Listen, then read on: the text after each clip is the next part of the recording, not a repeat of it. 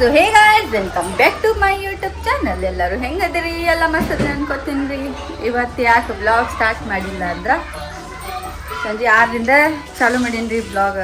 ಯಾಕಂದ್ರೆ ಮುಂಜಾನೆ ನಮ್ಮ ನೆಗಣಿಗಳು ಬಂದಿದ್ರು, ಹಾಗಾಗಿ ಬ್ಲಾಗ್ ಸ್ಟಾರ್ಟ್ ಮಾಡಿದ್ದಿಲ್ಲ. ಅದಕ್ಕೆ ಈಗ ಸ್ಟಾರ್ಟ್ ಮಾಡೀನಿ.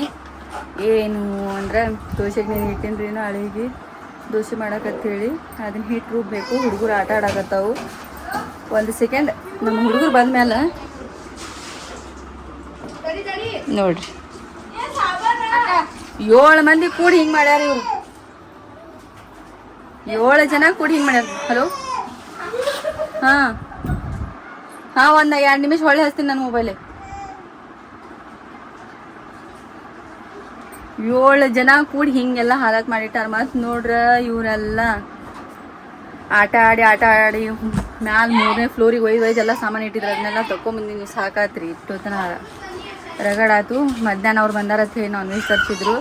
ಅದು ಹೋಗಿ ಉಜ್ವಲ್ ಏನು ಮಾಡ್ಯಾನತ್ತಂದ್ರೆ ಅದನ್ನು ಶ್ರೀನುನ್ ಕೈಯಾಗ ಕೊಟ್ಬಿಟ್ಟಾನ. ಶ್ರೀನು ಏನು ಮಾಡ್ಯಾಳ, ಆಟ ಆಡ್ಕೋತ 3ನೇ ಫ್ಲೋರಿಗೆ ಒಯ್ದು ಇಟ್ಬಿಟ್ಟಾಳ್ರಿ ಅದನ್ನು.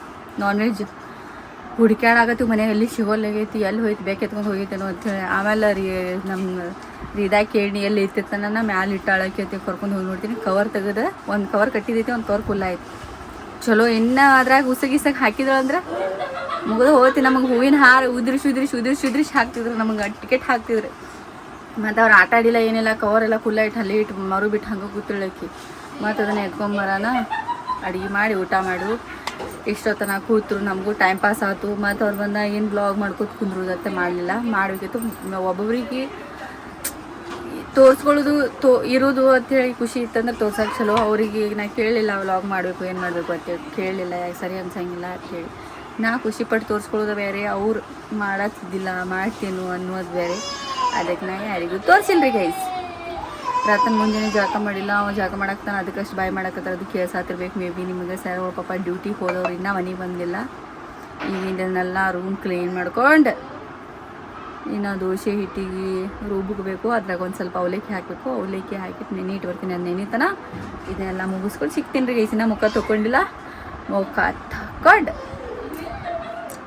ಗೈಸ್. ಸೊ ಹೇ ಗೈಸ್, ಏನಂತಂದ್ರೆ ನಮ್ಮ ಮನ್ಯಾಗ ಬೆಂಕಿ ಹತ್ತಿದ ಕಾರಣ ನಮ್ಮ ಮನ್ಯಾಗ ತೆಲೋಡೋದು ಇದ್ದಿತ್ತಿಲ್ಲ. ಪಾಪ ನನ್ನ ಗಂಡ ಅವ್ರವ ಅಪ್ಪ ಹಾಸಿಗೆ ಫೋಲ್ಡ್ ಮಾಡಿ ಮಕ್ಕಳಿದ್ ನೋಡಿ ಕಳ್ಳು ಚೂರು ಅಂದ 100 ರೂಪಾಯಿ ಒಂದು ತೆಲೋಡ್ ತೊಗೊಂಬಂದಾರ್ರಿ ಗೈಸ್. ನೋಡ್ರಿ ಮತ್ತು ಪಾಪ ಇರಲಿ ನನ್ನ ಮಕ್ಳು ಅನಾಥದಾವ ಅಂತೇಳಿ ಮಾಯಿನ ಕೈ ತನಗೆ ತಂದಾನೋ ನನ್ನ ಮಕ್ಳಿಗೆ ತಂದಾನೋ ಗೊತ್ತಿಲ್ಲ ರೀ.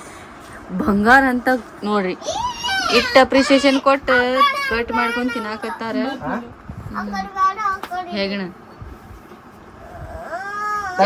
ನೋಡ್ರಿ ಎಷ್ಟು ಚಲೋ ಚಾಕು ತಂದಾರೀಗ. ಎಷ್ಟು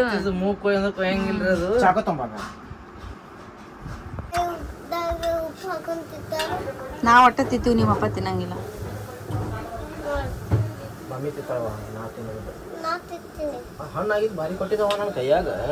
ಹಂಗೆ ಇರ್ತೈತಿ, ಅದು ಹಂಗೆ ಇರ್ತೈತಿ. ಅದು ಕೈಯಾಗ ಒಂದು ಚಲೋ ಒಂದು ಕೊಟ್ಟಿಗೆ ಅದನ್ನ ಹಂಗೆ ಕೊಟ್ಟು ಬಿಡ್ತಾವ.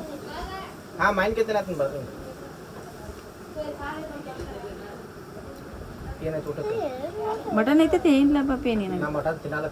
ಮತ್ತೆ ನಿನಗೆ ಹೇಳಿಲ್ಲ ನಾ ಹೋಗಿ ತೊಗೊಂಬ ಹೋಗ್ತೀನಿ ನೋಡಿ.